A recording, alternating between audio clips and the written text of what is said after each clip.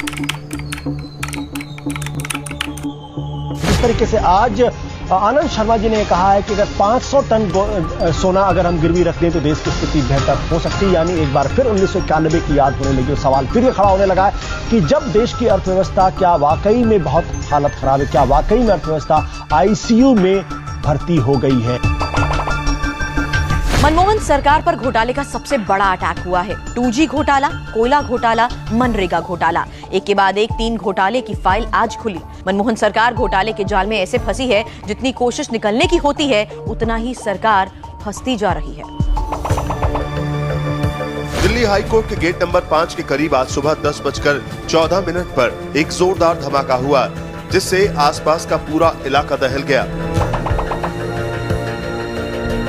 आपकी स्टेट को चैलेंज करता हूं कि इन 20 साल में वो एक एविडेंस देंगे कि जम्मू कश्मीर लिबरेशन फ्रंट को पॉलिटिकल मूवमेंट के बगैर वायलेंस के साथ किसी किस्म का ये एक एविडेंस मैं आपको देता हूं एविडेंस।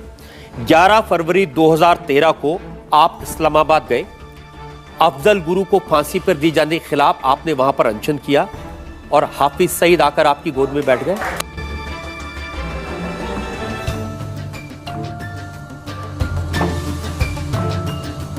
हमने वजीर आजम से बात करी, हमने सोनिया गांधी जी से बात करी।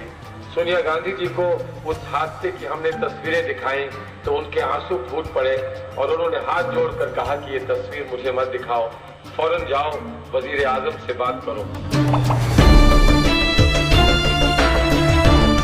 सुप्रीम कोर्ट में अयोध्या मसले की सुनवाई को अगले लोकसभा चुनाव तक टालने की दलील देने के बाद सुन्नी वक्फ बोर्ड के वकील कपिल सिब्बल चौतरफा घिरते दिख रहे हैं। पीएम मोदी और बीजेपी के हमले के बाद अब उस सुन्नी वक्फ बोर्ड ने ही सिब्बल से किनारा कर लिया, जिसका पक्ष रखते हुए उन्होंने सुप्रीम कोर्ट में दलील दी थी।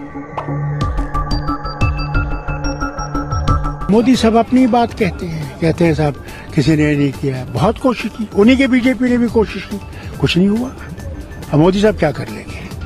अब 370 की बात करते हैं, वो कभी भी अगर वो 10 दफा भी हिंदुस्तान के प्राइम मिनिस्टर बनेंगे वो 370 को नहीं छू सकते।